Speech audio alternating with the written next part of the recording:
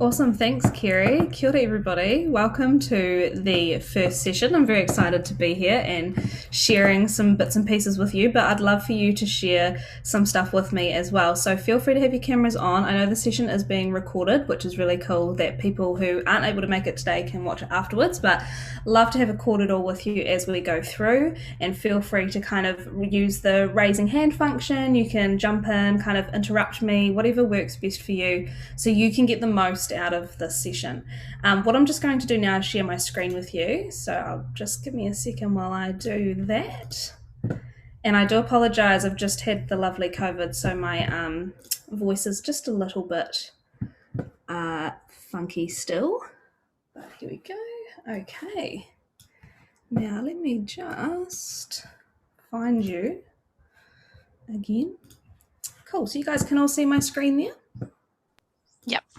Perfect, thanks so much. There we go, that's the button I want. I want to move you guys over here. Perfect. So what I'm going to do is just start off with a karakia. So we'll just jump in here and do this together. This karakia, just before I jump into this was written by a Pakeha woman who was a teacher in a school, and she kindly gifted it to Education Perfect as she did our Te Ao Māori course. And she has said, welcome to share and give to people. So if you are looking for a kind of sort of a non-religious karakia that you would like to use, you're welcome to take this karakia and use it. So I'll just run it through with you. So kia inui tātou altogether. So e te whānau, whaia kia mārama, kia whai take e roto e o mahi katoa, kia tū, kia kaha, kia hora te marino, aroha atu, aroha mai, tātou kia tātou katoa. Awesome. So it is a lovely karakia. If you would like to take a screen capture of that or have a look at the recording, you are welcome to. As being on my te reo journey, along with many others, which is really, really exciting for New Zealand, especially coming up to Te Wiki o Te Reo Māori week soon in September, which is very cool. I'd just love to share with you a little bit of a mihi that I'm working on at the moment, just for my practice, but also so that you guys can make a bit of a connection with me. So, ko te manu e kai ana I te miro, no nā te ngahere, ko te manu e kai ana I te mātauranga no nā te ao. Tēnā tātou katoa e hui hui mai nei, thank you for joining me. I aku nui, I aku rahi, tēnā koutou. Moko ake, a bit about me. So e whānau mai a hau ki Otago, so I'm from Otago. Nō reira ki mihi a hau, ki te manu whenua o toku rohi ki a nai tahu whānui. Ko te pai o Mangatua, te pai maunga whakaruru, ko tairi te awa whakaora, the Tairi River sustains me. Ko Lauren tōku ingoa, ko Otipoti te toi whenua, e noho ana a hau ki Autatahi anai nei. So I'm from Dunedin, but I now live in Christchurch, so the Christchurch peeps, hello. Kei te mahi a hau ki Education Perfect I tēnei wā, so I work for Education Perfect, and ko te kaihotu o Science Alive Mātauranga ki EP, and I am the project lead for Science Alive Mātauranga, which I'm going to tell you all about today. Tēnā koutou katoa e tautoko mai ana I tēnei kaupapa.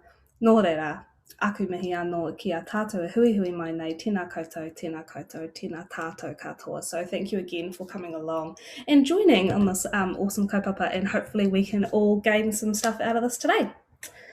Cool. So as I said in my mihi, I work between two kind of companies, which is really cool. Science Alive Charitable Trust is a charity that has been around since 1991, and it's based here in Canterbury. They used to have a kind of a McDonald's playground for science based in Christchurch, which was really cool. I used to go there as a kid in the school holidays, and it had a vertical slide and all the things you could play with, and really cool for science exploration. And unfortunately it came down in the earthquake. It wasn't able to be rebuilt, so they've been sitting idle for quite a long time. So again, it was formed in 1991, so it's been around for a while, and they actually approached Education Perfect. So if you have come from a high school or a school that has used Education Perfect in the past. It's an online learning platform that was originally built for secondary schools, mainly languages. It used to be called Language Perfect. And then about 6, 7 years ago, it transitioned into Education Perfect and covered a lot more subjects. So the two have kind of merged together and thought, actually, instead of having a physical resource in Canterbury, let's create a resource that can be shared across the entire nation. And thankfully, with Science Alive Charitable Trust funding, we're able to offer all of these resources completely free to schools, which is really, really cool. So that's the project that I lead. I have a team of 5 wahine, so 5 women who work on all of this content, which is really cool too. And I'm going to introduce some of them shortly.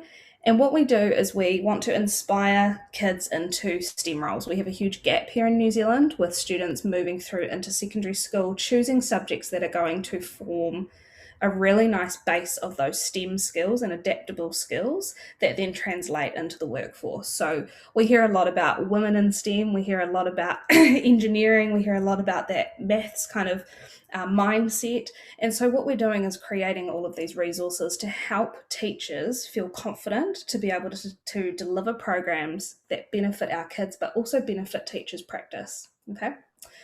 So a little bit about my mahi that I've done leading into this. So I studied at Otago University. So if we got anybody here that's studying at Otago that's in the room, feel free to pop in the chat.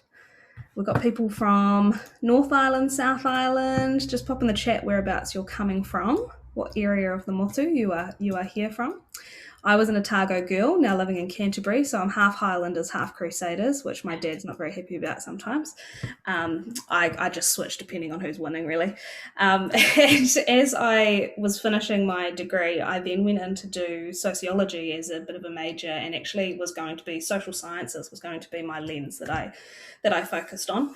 That then changed as soon as I got into actual practice. So I got into the classroom and I thought, oh my gosh, I'm really into this digital technology stuff and into this project and like kind of getting out there in the community and using technology to bring things to life. So I started looking more towards project-based learning and looking at technological cycles and bringing the community into the classroom and getting kids hands-on with their learning. And I did that across year 5 to 8 mostly. However, what I'm going to share with you today can be applied across any year level. So whether you are passionate about junior students, whether you're leaning towards more senior students or even secondary, this is definitely an applicable resource for you. I did a postgrad with the Mind Lab, so I did the collaborative and digital learning postgrad when it was first kind of brought out. It's definitely changed a lot since then as things evolve, which is exciting. I was also a Google and Apple certified educator. And then I became a STEM teacher, so turning that traditional technology section of learning, I suppose, or manual, as some of you may know it as, turning that into a STEM-focused process, so looking at robotics and kind of bringing 21st century technology as well as our traditional forms of technology into the mix there for our kids. And then looked at curriculum design and bringing the new digital technology curriculum in as well. Massive advocate for women in tech, so I used to run a Tech Chicks club, which was very popular, and the girls just loved getting involved with all the robotics and stuff. So if you're keen on doing anything like that, let me know and I can help you out with some resources, because I've got lots of things that I don't get to use anymore now that I'm not in the classroom. When this role came up, it was a really exciting opportunity for not only to bring technology to the surface for a lot of our students in terms of primary classrooms, because often what we see in a primary classroom is that there's so much to cover within a day. It can be really hard to focus on what to bring forward throughout the periods of the day. So we have a large focus on numeracy and literacy. However, those are not the only curriculum areas, as we know. So what can we do to kind of allow teachers the time and the space to bring new resources and new kind of technology-based things into the classroom without feeling overwhelmed and without it feeling like an extra layer? So that's a big part of what we do. The other side is that everything we create is incorporated with Mātauranga Māori. So everything is incorporated with a cultural responsive lens, which is really important when we're looking at the changes in our percentages. And I hate to bring it back to data and numbers, but the percentages in the data is showing the growth of our Māori and Pacifica populations within our classrooms, and that is not represented in our teaching staff. So actually providing resources that allow teachers to have these conversations, that talanoa, that kōrero, as well as providing really robust resources that allow you to feel comfortable and learning on your own journey as well. Okay, awesome. Let me have a look and see where we're coming from. Thames, beautiful, North Canterbury, hello.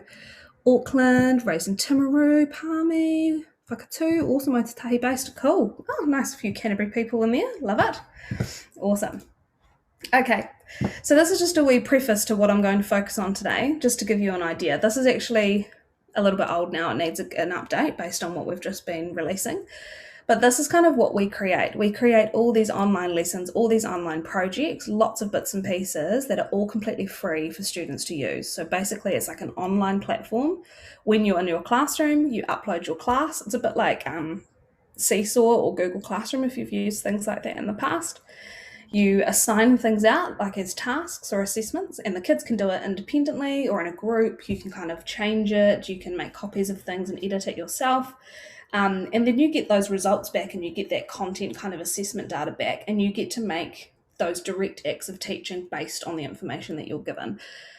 This saves a lot of time because traditionally we would go and we would give out kind of guided reading books, or we'd give out modelling books, and there'd be marking and all that stuff. And then you'd kind of have to go, okay, well, this student and this student need help here, so I'm going to put them in a group, and these kinds of things. And then what are you going to give them? I'm looking at this gap, so this is what I'm going to provide. This takes Education Perfect as a platform, takes that out of the equation. So it kind of does that for you so that you can focus on what you do best, which is teaching and making relationships with the kids. So this is all part of the free program. What we're focusing on today is the top left-hand corner, which is Te Ara Ako, which we're going to focus on today and unpack a little bit more. So let's get into that. This is the SAM team. It's slightly changed now as well as of the last couple of weeks. So we've actually now stretched from 4 to 5 since we are getting so busy. All wahine, so we've got Alicia, who is our kind of graphic designer. So all of the graphics you're going to see today, Alicia has been a large part of drawing and animating those. Yaz, who has actually left us now, but she was a huge part of what I'm going to share, so I wanted her on the slide. She was fantastic. She is all about accessibility. So everything that we create is really accessible for students with any learning difficulties, so like dyslexia, colour blindness, hearing difficulties. So everything goes through a really rigorous process to make sure that it is accessible for everybody. Myself, so I lead the project, wear over 100 hats is what they say, and loves reinventing the wheel, as teachers love to do. So the idea is that teachers let us do it for them so that you don't have to, okay? And then Kaya came on as an intern, and then we never let her leave because she's a fantastic storyteller, and a lot of the writing that you'll see in our lessons has come from her as well. Okay. What we are sharing today is Te Ara Ako. So Te Ara Ako literally means a pathway of knowledge, so a pathway of learning. We call it an innovation cycle. So Te Ara Ako, the innovation cycle. Now what you can see here is a spiral. Now this shape was formed a lot of different ways. It was a straight line for a while, it was a zigzag, it was a river, it was all sorts of things. And we settled on the spiral because we wanted to show that iterative process, that back and forth that you can have between stages, but also showing that it is a flow-on effect. So we wanted to have that organic kind of shape that comes through. So the idea for today is to unpack each of these stages and look at what the purpose is of why you would have something like this in a classroom, right? So just in the chat, since we're all kind of here, we've said where we're from, just have a chat to me about what age group you're kind of focusing on in your practicum, or kind of what, whether you're looking at secondary or primary mainly, so I can kind of tailor what's happening, and I can mention if we've got some secondary training teachers in the room versus primary. So if you're looking at your primary, can you just pop that into the chat, versus ECE or secondary as well, please? That would be amazing, just so I can see who we've got. Cool. Primary, secondary, everybody, love it. Yep, 7 to 13. Cool. Thank you. So yeah, a bit of a mix. So I'll try and make sure that it covers whether you're kind of in a department versus whether you're in a homeroom, because that can create a bit of a difference.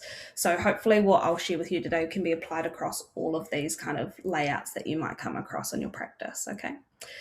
So when we think about technology as a cycle or as a subject, what does that mean to you?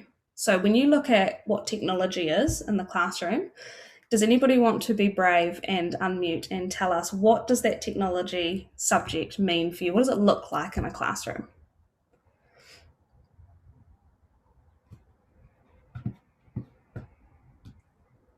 Anybody want to have a go?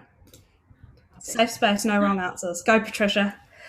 Um, I haven't seen it, but to me, just from the lectures, I feel like it's an integrated component. Like it should be everyone kind of working together towards some kind of a project.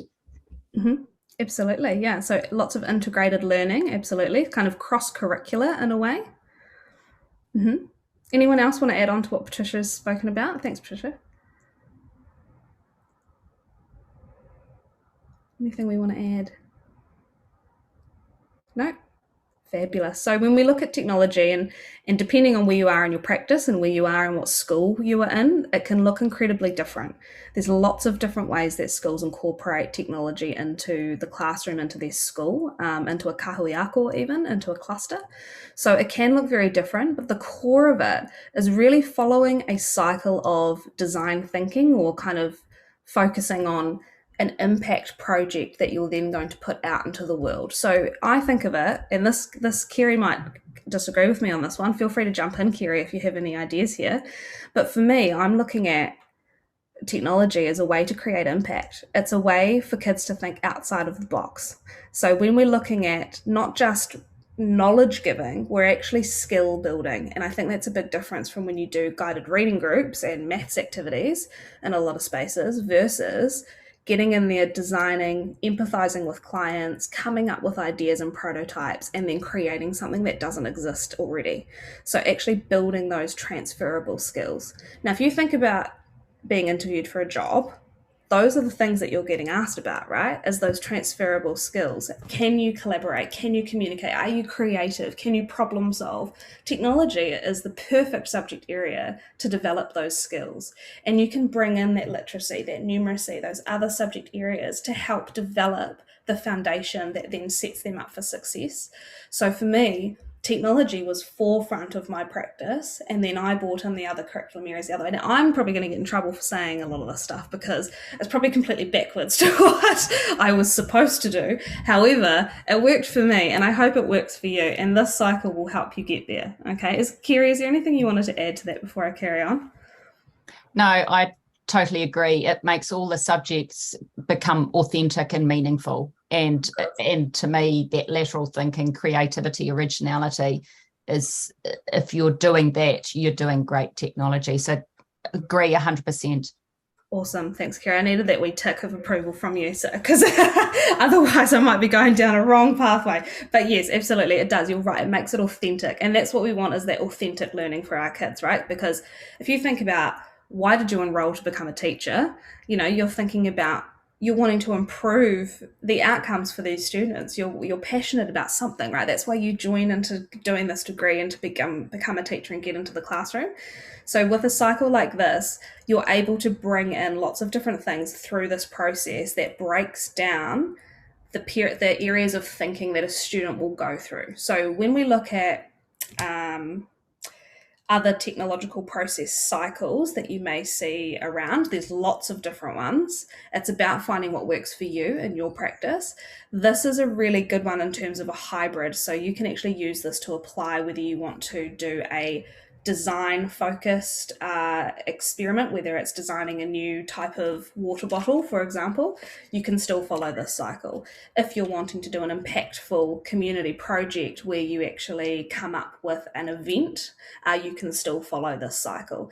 This is a way where you can use it across skill building, knowledge building, and kind of different outcomes, depending on what your school does, which I think is really important. So depending on your practice and what works for the kids that are in front of you, because we know that not one size fits all. So this is really adaptable.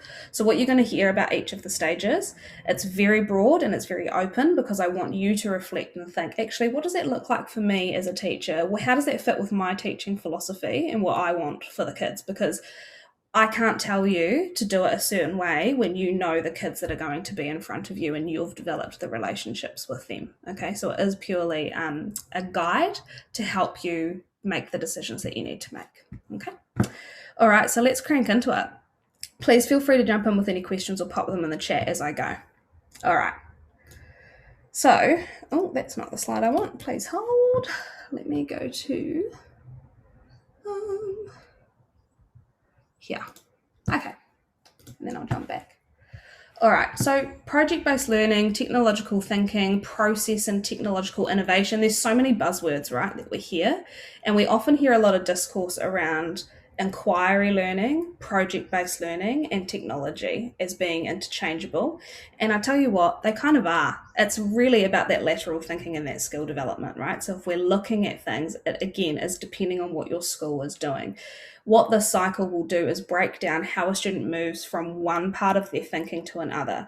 And I'm a bit biased. I'm a really big fan of solo taxonomy. So if you come across solo taxonomy in your practice, I'm a really big fan of that because I think it really helps you as a teacher, but also the students understand the process of gaining knowledge, relating ideas together, and then applying what they know to something new. So Pam Hook is a fantastic person to look up if you're keen on learning more about solo taxonomy, but that was a foundation for how the cycle was developed as well. So if we look at Te Ara Ako, it's a framework for innovation and it's rich in opportunity for developing competencies that are vital for our 21st century learners. So by equipping our kids with these new ideas and a hunger for knowledge and actually getting them excited about learning and about doing new things, we're able to use this process-based learning model that allows for deeper and more meaningful outcomes and skills. So that's the whole purpose of it, okay? So you would have seen that there was Pounamu, there was Greenstone that kind of followed that process all the way through. Now there's a couple of reasons for that. One is that Science Alive and Education Perfect are both founded in the South Island, Te Waipounamu. So it really felt right to us to bring that into the process. But also if we think about the process of developing a taonga or a treasure from Pounamu, we can follow that process and it's a really nice relatable metaphor for kids to relate to and feel connected to. At the moment, there isn't really anything that's purely our culture, our New Zealand, our Te Ao Māori culture that follows this kind of thinking. So it is really nice to see that come to the forefront. So Pounamu plays an important role in Te Ao Māori. The beautiful treasure often hides among rocks waiting for a keen eye to be discovered, and I'll talk about that in a second. Carvers can transform natural Pounamu and refine it into meaningful symbols and treasured possessions like the toki. The toki represents strength, determination, and becoming a master of one's craft. Pounamu is often gifted as a taonga and a form of strength and protection for loved ones, while also becoming a valued heirloom for future generations. So with that being said, we're going to unpack each of the stages now, and I'm not going to do much more than that today because I think that's enough. That will be enough for you to take away and reflect on before our next session. But I want you to think of that process of carving that Pounamu as we go through each of the sections, okay? So I'll just jump back to where I was before. Here we go. Okay, so the first stage of the cycle is pakeke, wonder. Okay, so an inquisitive, inquiring, curious, questioning, analytical, all of those kind of synonyms that go with that wondering. And the rock is still on the water here because it actually is a skill in itself for students to have curiosity, to go, actually, there's something interesting here that I want to unpack a little bit more. Okay, and doing it with meaning. So this is what we would call kind of your hook, your beginning point, your entry point into this kind of process. So this can be a very short section of your process that you go through, depending on how integrated you're going. So it might be a guest speaker, it might be a field trip that you go on. It's just to spark that curiosity. So that is that wondering stage, okay? So every great idea starts with a question, a wondering, a feeling of curiosity. A skill within itself, learners gravitate towards the unknown and begin to make sense of the world around them. A multifaceted wondering works best here, allowing many opportunities and pathways to creative ideas and solutions. So what is the big question? Now, this might not be the big question of the process or the outcome that you're looking for. It's talking about the kids questioning. So it's talking about the kids going, wow, I wonder what this might do next. I wonder what that would look like. I've seen that before. And you start seeing these kind of sparks flying between these students as they either talk to each other, or you'll see the student in the back that just kind of cocks their head to the side a little bit and is just really kind of processing what's going on in front of them. So there's a lot of opportunity there that you can do some observations and kind of see, are the kids kind of getting that interest sparked? Can they see the potential of the stone? Okay. So the next stage, there we go, is tuhura. Okay, so tuhura is to discover. So you can see now we've got that rock, we've cracked it open, and there's something inside here. There's something really cool here.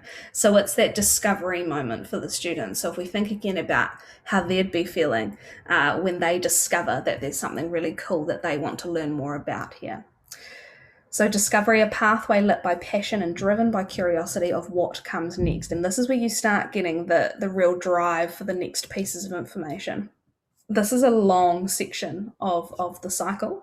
So your original piece, your pakeke, that's quite a short kind of hook. Your second section is where you have that exposure phase, because students don't know what they don't know.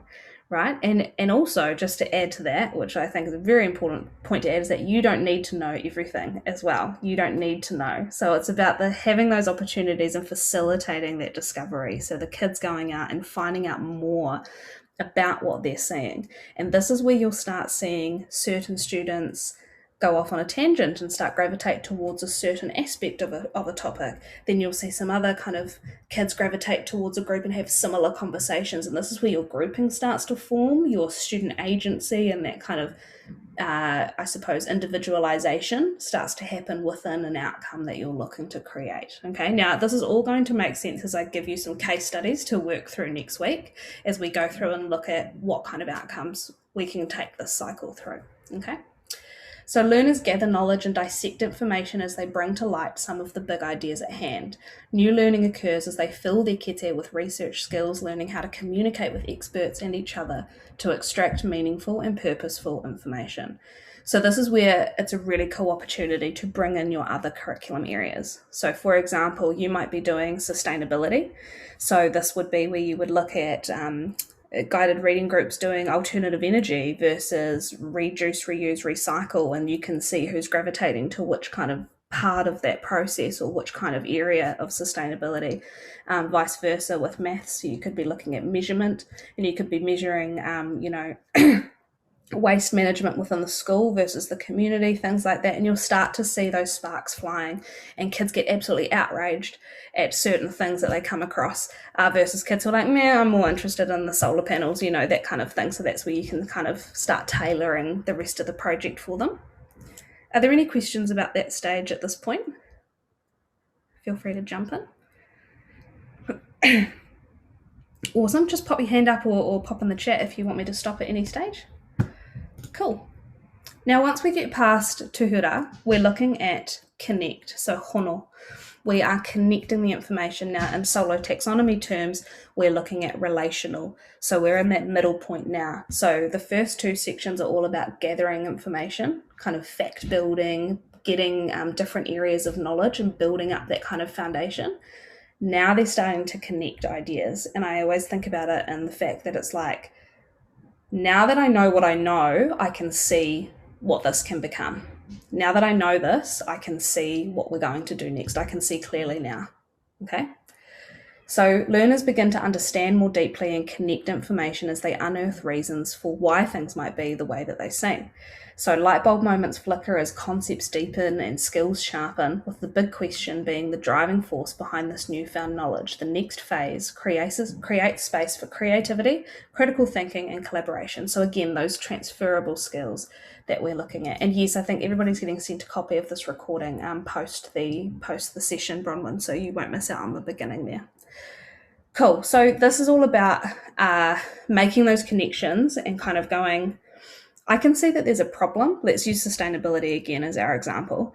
I can see that there's a problem here with our waste management in our community. So now that I know all about waste management, I know what the recycling, the landfill, all of that stuff, how it operates in my community, I can now see potential for what I could do to fix that. this is that turning point. Okay. Now, this is often where we see teachers, and it's through no fault of anybody's, it's just the way teaching happens, right? We often see this as where project-based learning, inquiry learning overlap. So what we'll see is a lot of information in this stage, in the tūhura stage, guided reading, maths, all the stuff like knowledge gathering.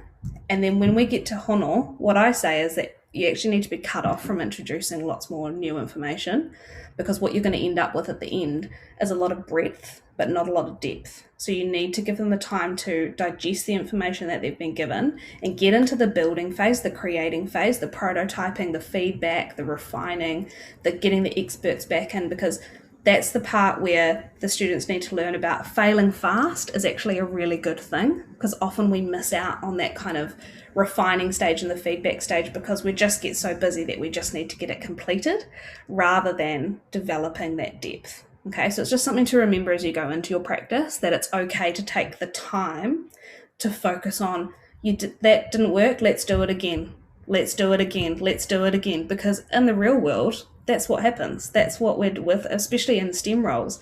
Failing fast is the quickest way to success. So when we're looking at mistakes being a bad thing, which we often see, especially in our younger students, feedback isn't about you did it wrong. It's about thinking about what can we do now to even make it even better. We loved learning from what we just did there. Okay, so that's a big shift here, is when you get to hono, try not to introduce more information beyond this, because we want to get the kids thinking deeply about what they've got so far. Okay, Oaha, this is your creation phase. You can now see we've gone through that connection with the stone, we've got the connection with the marbling, the outside, the roughness. We're starting to shape it now. So this is really hands-on. This is your prototyping. This is going, okay, we know what it might be a client brief that you've got. So you've done all this work understanding your client brief, you empathize with your client, you understand what the solution could look like. So now you're starting to fashion that into a prototype. You're starting to look at this potential solution and kind of developing that deeper. And this is where these lots of tries happen. So learners begin to form a new idea, create a solution, using the connections and discoveries from their research and wonderings. How could we fix the issue? What could we make that would address the problem ahead? This is an iterative process that builds resilience and collaboration as they design and create something that was not there before. Okay? So when we look at the solo taxonomy again, we're looking at that extended abstract now for the rest of the process. So we're looking at taking what we know, we've made those connections, we understand it, and now we're applying it. That's where we get that depth rather than that breadth. Okay, awesome. Are there any questions about that at this stage? Just realizing I'm just giving a lot of information. I hope that it is all making sense. Perfect. This is your other long stage. So just to flick back a couple, short stage, long stage, short stage, long stage. Okay. So we're looking at when we get caught up in delivering a curriculum with so many curriculum areas, we follow things like long-term plans. We follow things like timing across a term. It might be, we're going to do Planet Earth and Beyond this term, and we're going to do Material World this term. We're going to do technology somewhere in there. What we want to do is kind of make sure that we're not just focusing on how many weeks you're going to focus on a certain thing. It's about getting the most out of those phases.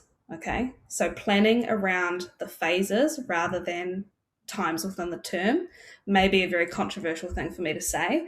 However, I think it's really important because that's where, again, you're going to get that breadth the depth rather than the breadth. Okay, so once we get to create, this could be, I've had a school do a project where they wanted to create a production.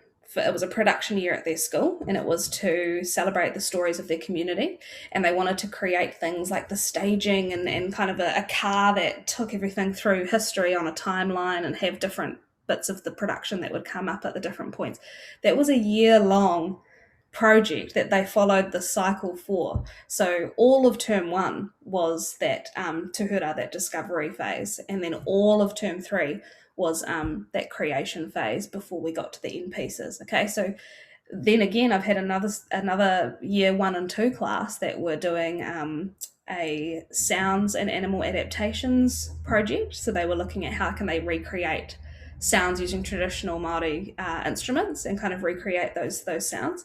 So they created this beautiful QR code walk that you could scan and listen to the beautiful sounds of nature and things like that. That was a 3-week project following the same cycle. But what the focus is around what you're doing in each of the phases, not necessarily how long each phase is going to take. So make sure that you're kind of just focusing on those pieces, short, long, short, long, short, long. I think it's pretty self-explanatory with that one. Cool. Now you can see here we've done the creation phase. That's the other long piece. And then this is another one that you need to spend a wee bit of time on, because this is the bit that often gets skipped out, and especially when we're talking about technology and the process of working on an outcome, and especially if they're looking at STEM roles and STEM careers. This is huge. This is massive. This is a really important piece. So we're looking at smoothing, buffing, polishing, that omiri, that refining stage. Now you can see that shape there is the toki that I was talking about earlier.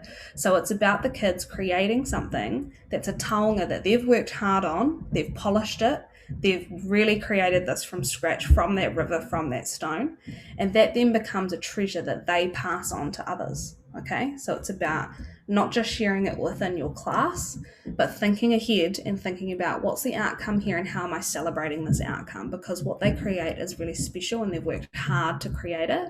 So how do you then share the impact of that? Okay. So learning to give and receive feedback is an important skill that will be developed in the refining process. Learners think critically about their creations, seek feedback from a range of sources, and make improvements. Communication and thinking outside the box allow ākonga to fully prepare their creations for a wider audience. Okay, so this is where you would bring in your experts. So you might have had experts come in at the beginning and talk about their careers, talk about what they do, which pertains to your topic. And then you would bring them back in here and go, actually, now that we know what we know, we've worked on all of this, is this making sense for what we're trying to achieve? Does this meet the question? Does this meet the brief? Does this meet what we're doing? And this is the point where they go, actually, no. And you go, okay, let's divert. Let's go back to that creation stage. Let's have a wee look at it. So you need to allow time for this to happen. It doesn't just happen and go perfectly, because that's not how projects should go.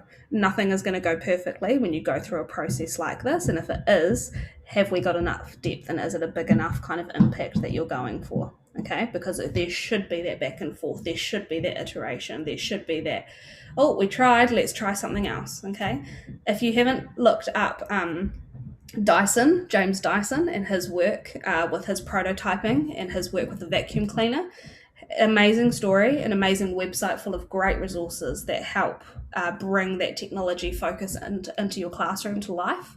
I did a lot of work with James Dyson and his quotes and his kind of focus with my students, and it meant it's a Dyson vacuum. They know what that is, so it's quite a relevant thing for them.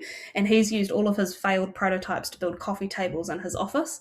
So there's thousands of them. So it's a great way for them to visually kind of see, actually, it's not going to go right the first time, and that's okay. So this is the piece where you need to allow some time as well. Okay, cool. And then takoha, share. This is a really important point, and this is kind of a good measurement point. This is where I use this example all the time. I love doing whānau nights where you would present your work, or the kids would present their work, and you'd invite the whānau in to kind of have a look around and enjoy it with the kids. And you'll notice if you start doing deep impact projects like this, it's amazing how many people come, because the kids have gone home and gone, you have to turn up because I've worked really hard and I want you there, okay? Rather than just having a poster that sits on a wall that you've handed in to the teacher. There's Ron Burgess hierarchy of impact, of audience. So it's talking about self-efficacy and how confident students feel and how powerful the impact is based on who they're sharing it with. So there's all these layers. In fact, I've got it in the next session that we'll talk about, and it's kind of going, who are you creating this for? Are you creating this for yourself? Are you creating it for your teacher? Is the outcome that it's going to be screwed up and thrown in the bin? Is the outcome that it's going to be put on the wall? Is the outcome that your family's going to see it? Or is the outcome that experts are going to come and see your work? Or does it make a difference in the world? Okay, so looking at those hierarchy of audience and hierarchy of impact has a really good correlation with how engaged your students are with the project. So that's something to think about too when we move into kind of a planning phase. So when we look at takoha, again, we've got that toki, we're sharing that knowledge. Again, links with that te ao Māori, sharing knowledge with our future generations. So making sure that you have that nice and clear. What is your sharing point and how can you measure that? I always think, are my kids standing there, running around the room, eating the kai off the shared food table and not talking to the parents that have come to see it? Or can I not drag them away from their stand? Are they just not even reading off their slides that they've prepared because they know exactly what they're talking about? Are they in deep conversation about the impact? That's where you know if you've got breadth, if they've got all this information but they don't really care about it, or have you got the depth? Are they actually really engaged in the conversation with the people who have come to see it? That's where you can use that measurement and go, what can we change for the next round? What can we change for our next project, okay? So exhibitions, viewing, sharing nights, this is where the learners feel the satisfaction and pride of a job well done. It means you haven't just completed it, which is sometimes where we end it. It's about giving them that mana to be like, I've done this and it makes an impact and I'm sharing it with people and they've come to see what I have done, not just ticking a box and saying it's completed, well done, okay? I think that's really important. So looking at bringing those experts in again and going, it's a celebration of all the work that you've put in. And then kind of thinking yourself as a teacher in your practice, going, okay, that kind of had some bumps along the road. Maybe it didn't work. It's the same cycle for you guys, right? So maybe what can we do? What can we iterate? This was your prototype and it won't go amazingly the first time. It never does. I've had so many like disasters and then successes and moments where you're like, oh, why did I even start? And then, but it's about learning from that and kind of perfecting that and practicing as you go on and on. And again, from the stages that you can see, you can apply it to all different types of practice depending on where you are, what school you're in, and what pedagogy your school kind of follows and what you follow as well, and your teaching pedagogies as well. Okay, so there's a couple of things I just want to round off with before I open up the floor for some discussion in the last few minutes. So next week, there's a couple of things we're going to do.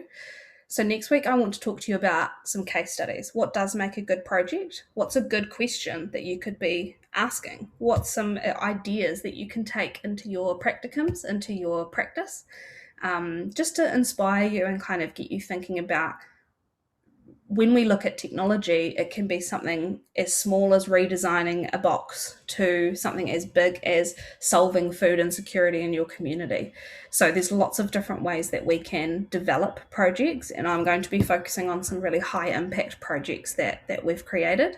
So I'll show you some resources, and I'll also talk to you about some ways that you can come up with ideas within not just your own classroom, but if you're in a collaborative classroom or in different teams, no matter what age group, okay?